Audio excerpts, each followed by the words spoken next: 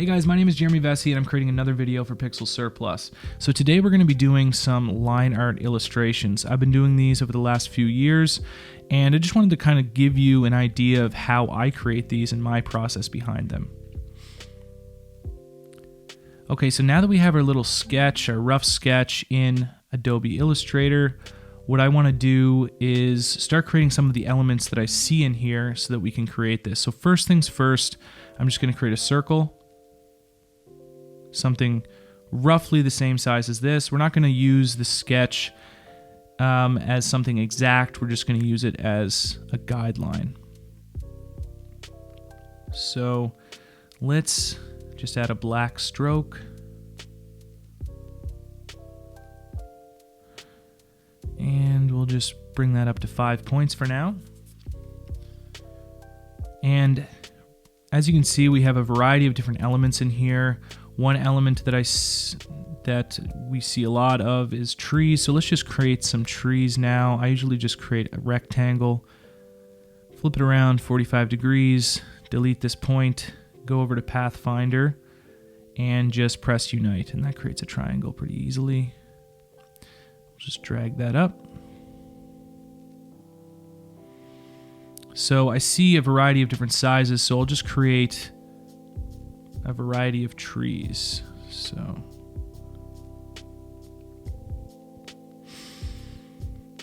okay, and you can see there that they're kind of varied sizes. So I'm just going to kind of make these quickly. What I do is I kind of put, anytime I want to delete a path, I just make sure that the selected stroke is above so that I can just take this pen tool, add a point there, and delete. Otherwise, you might select this, which is not what you want to do. Okay, and we'll just kind of connect that in there. Okay, so that is one, and as you can see here on some of the trees, we have this kind of like branch effect. So I'm just going to create that by dragging a line and then create another line here at a 45-degree angle. Or maybe not a 45-degree angle, just kind of eyeball it. Same thing for the tree behind it. Might make it a slightly smaller though, so it fits better. All right. And another thing I want to do is I want to make sure that these strokes are rounded. There we go. Because the final design is going to have a rounded finish to it.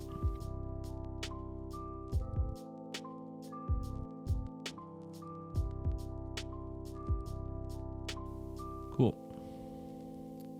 Now the next thing that I'm seeing on this sketch here is a waterfall effect. So what I like to do for that is I like to take kind of this circle and I'm just going to kind of, basically what I did there is I pressed Shift Command and then drag it over like that and press Command D, and that will give us this kind of waterfall effect once we start deleting the points here. So let's just see. There we go. What I'm going to do now is I'm going to delete all of the points in the bottom and all of these points here. And that gives us kind of a little bit of a waterfall effect. We're going to come back to that later and just edit it from then. So now what I see is some rolling hills. So I'm going to go off of this sketch here and create something maybe like this. Just take that handle, and it doesn't have to be perfect because it is, yeah, it just doesn't have to be perfect. So there we go. That's one rolling hill. And then what we can do is we can kind of flip this around if we wanted to, but I'm just going to kind of create it again from scratch. So let's just kind of build, connect it to this hill. Press Option, and then that way we can edit this path, and then Option again, and edit this path again. And that's giving us kind of this staggered rolling hill effect there. So let's take this and we'll bring it over here. Let's just copy that out and drag it so that it fits.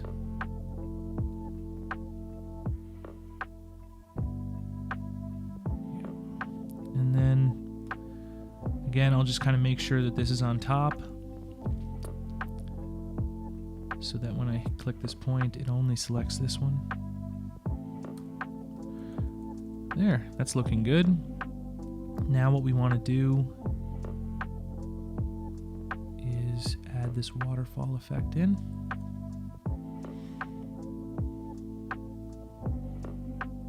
So I'm just going to kind of drag this over here and then kind of eyeball it this way. I'm going to drag this up slightly and then make sure that it's in front by pressing Command bracket Command Shift bracket, and then we'll just get rid of this here and make it fit in there. Alright, this is all looking pretty good. Just want to hide these because at the end of the day we're actually going to just take this stroke and we're going to outline the stroke anyways. So all these pieces in here are kind of hidden, and that's fine. So I'm just going to kind of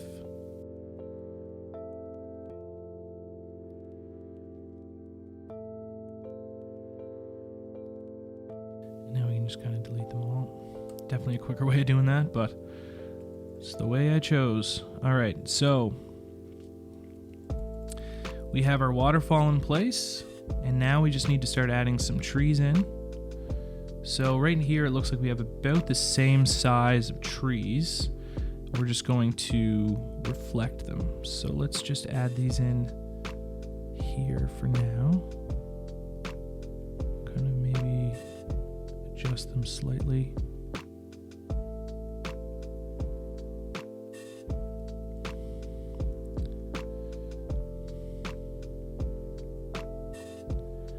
And what I'm going to do is, just so I can see, I'm going to put a white fill in here just to kind of allow me to see the composition better. So I'm also going to drag this down here and again delete the point.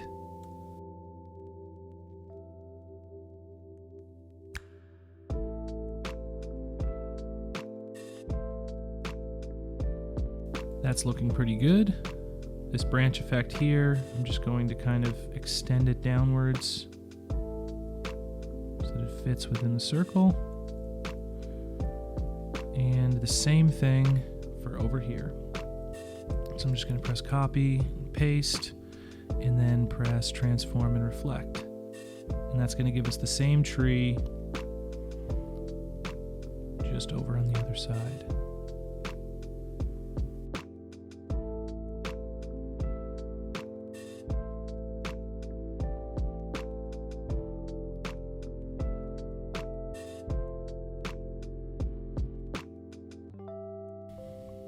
Good.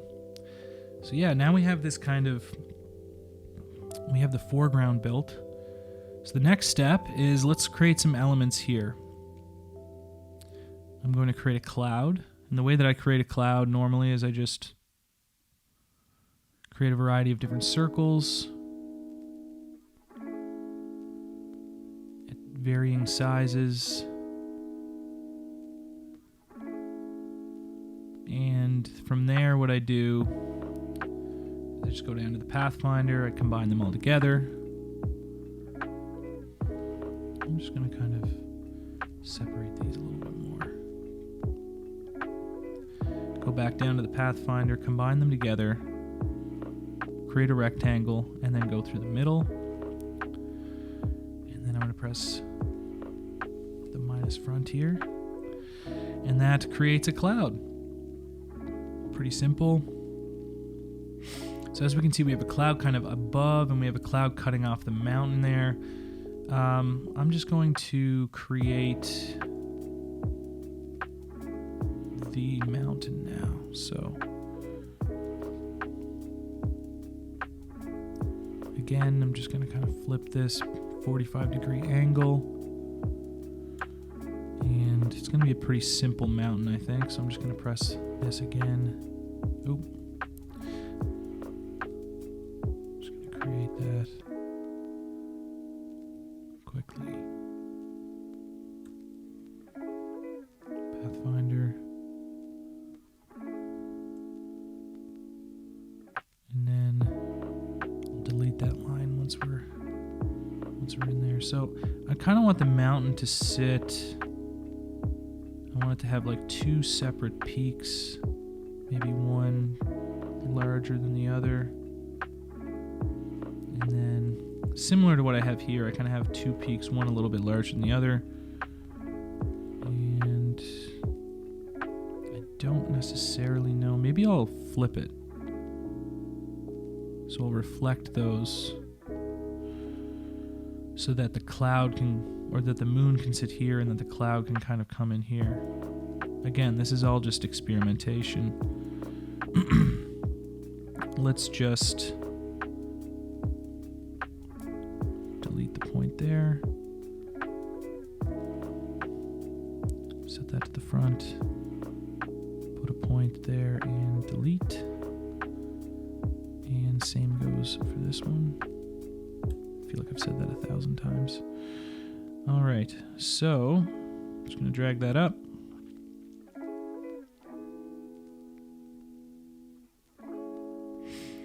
And since everything else is rounded, we're going to kind of create like a rounded effect for that. And that's looking pretty good. So the mountains definitely look a little smaller in this, which might actually be helpful, given that we do still have some elements up top that need to be put in there. So I'm just going to kind of alter that a little bit. Throw this.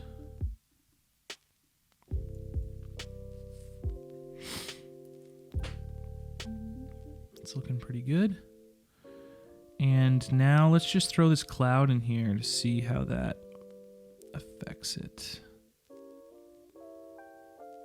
See, I think that could look cool actually if it was kind of behind those trees a little bit. Gives a little bit of depth. So I'm going to do that. I'm just going to put the cloud in front again. And then delete that. Oh.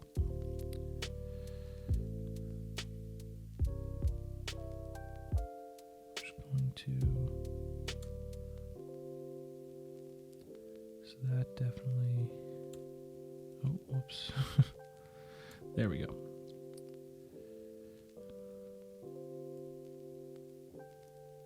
Looking good. This guy here, I'm just going to put this mountain in front again, and then delete the center there. Looking good. So we have a little bit of depth going on from this cloud. Let's kind of move it a little bit over. Tweak this a bit. And we'll make this go down. And now we just got to make this fit within the circle. So add some points there. Delete this guy. Okay, so we have a cloud. And then I actually screwed that cloud up, so I'm going to have to recreate a cloud real quick here.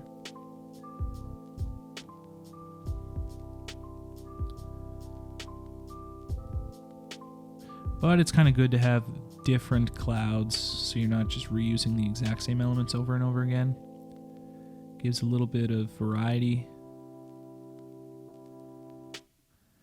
And let's combine that again and then cut that out. this time, I'm gonna copy and paste, good.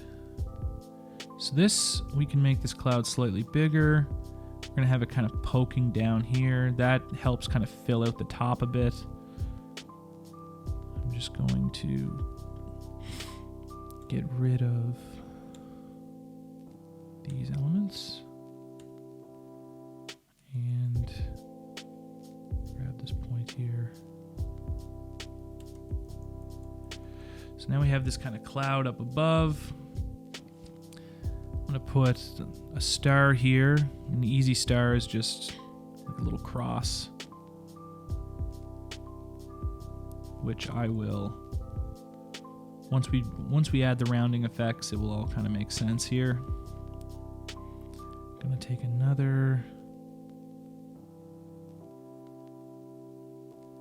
put a star there, and now let's add the moon in. So the moon's very easy, just a circle.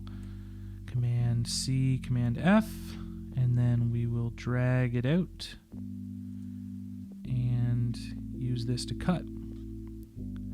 So now we have our moon. We'll put the moon roughly where we had it in here. Okay, that's looking pretty good.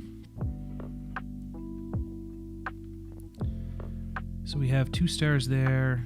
I think that in this example, add a few more. Let's just move this.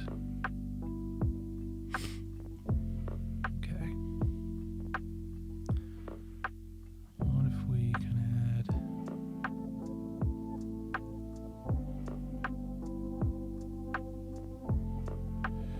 just a rough line there?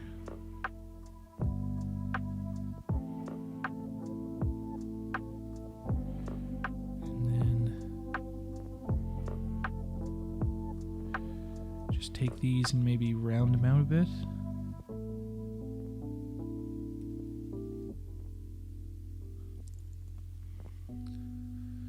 Okay.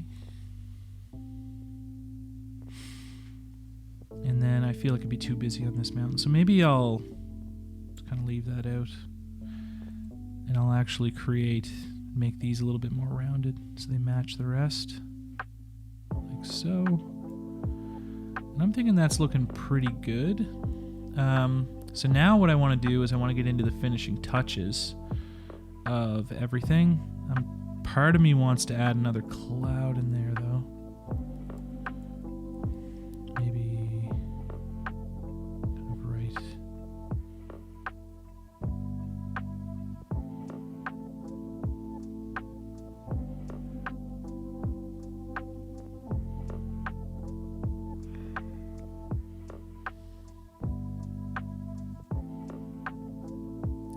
Now let's kind of keep it clean, I think. All right.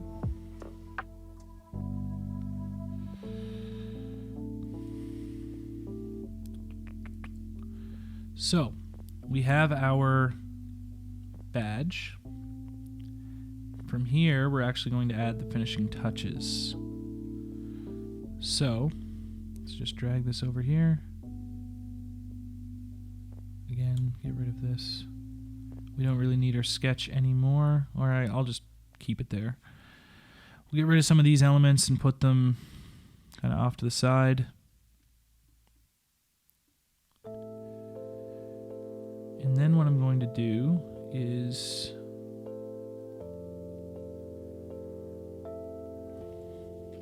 okay, maybe keep it that size. I'm going to copy this. And then I'm going to paste it down here. Now I just seen that this had some fill to it, so we need to get rid of the fill. So what I'm going to do is I'm going to highlight everything and make sure that there's no fill at all, because it will kind of screw up the Pathfinder if there's any fill in here. So what we're going to do now is outline. I'm going to outline everything, and I'm going to press Unite. And as you can see, you know, it kind of screws these circles up a little bit, so I'm just going to delete the centers of those. And now that this is all united and, you know, cleanly built, what you can do easily is add some corners. So now you can kind of give it that rounded, inky effect which I like personally. Anything that's too small, like this little circle here, will just be a distraction, so I just kind of get rid of that. So this all has about 2.5. Let's go with 3 and see how that looks. Okay, so that's even more kind of rounded and inky looking, which looks good. Let's try like 4.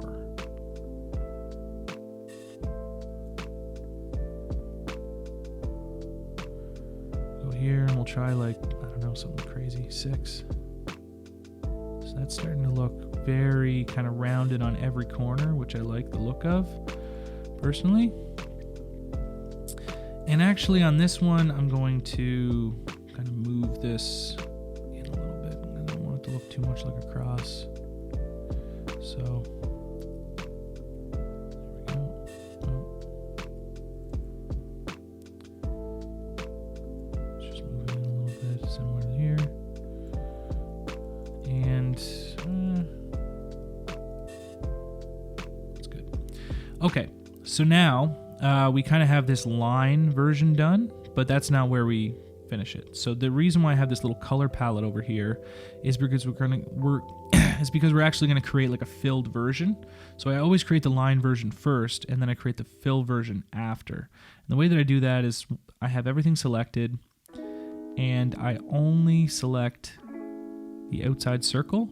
So as you can see, like nothing else is selected, just out here, and I did that by like double clicking the edge there for a while, and then I press delete, and that deletes everything for us. So then what I do is all of these kind of need to be in there. So what I kind of add this in, and then add this in. So let's try it like this. Oh.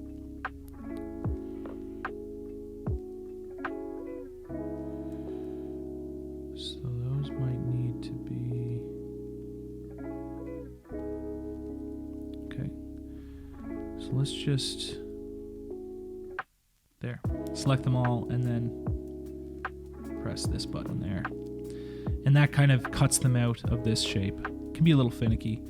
So now that we've done that, we've got this kind of thing, but it's still a little, you know, with one color, it's still a little bit boring. So let's add some color to it. And so I'm just going to use these little squares I made here with the different colors that I had. You can use any colors you want for this. This is just my preference. So now I'm going to select this, and we're going to turn that green. I'm going to make the clouds quite a bit brighter than the sky. So I'm probably going to use the brightest one. And then same thing for the moon. For the trees, I'm going to try to make sure that it's not exactly the same as the sky, although one can be. Let's just make sure that these are the same as the sky color as well. Now I'm going to just kind of play around with this. I don't like these, anything that has 2 elements beside it, I kind of like to vary the colors so that it has a little bit more depth to it. And let's just try that one. Okay, same with this one. It's all about just playing around. There is no real rule to this. It's just, this is something that I've done. You can use a variety of colors. I'm kind of using just like a palette based on one specific color. So I started here, and then I kind of worked my way down to lighter versions of it. Okay. So that's...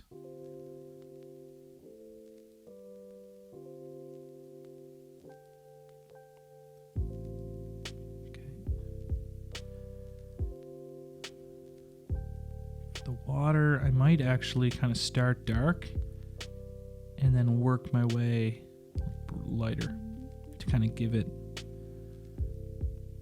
kind of a gradient effect.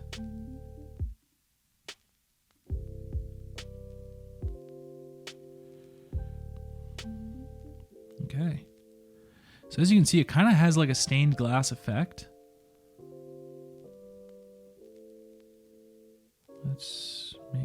these stand out. Yeah.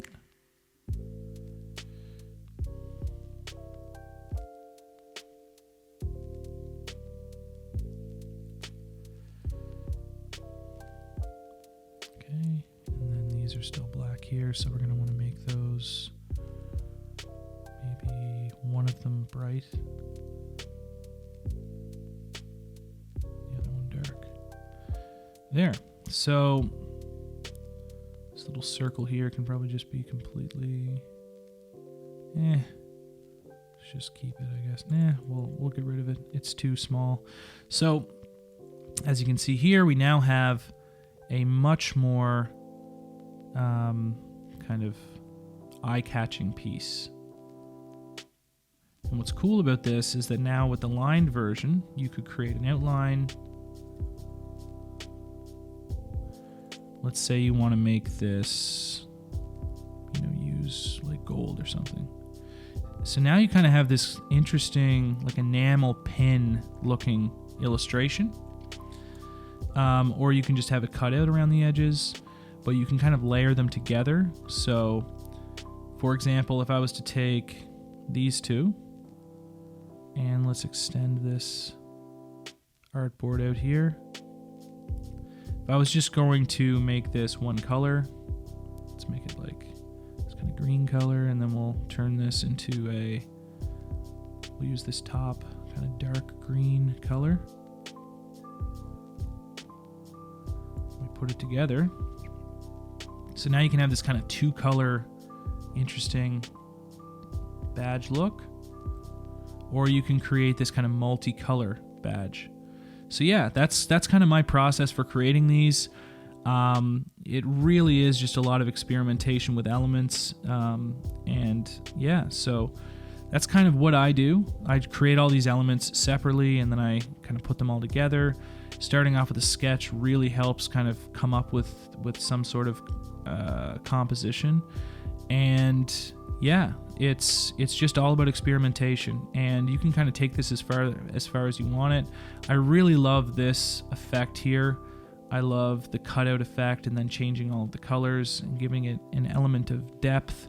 And yeah, so that's kind of, it gives it that, the best way for me to describe it is kind of like a stained glass effect that you also kind of see sometimes on like enamel pins.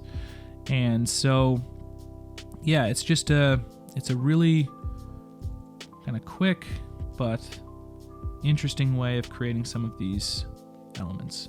So yeah, I hope you enjoyed this tutorial. I know that it was a little long-winded. I think we're going on close to like 35 minutes, but I really just wanted to kind of do this from scratch, and people could follow along if they wanted to, and hopefully you got some insight out of this video. If you liked it, please be sure to like and subscribe, and stay tuned for the next video.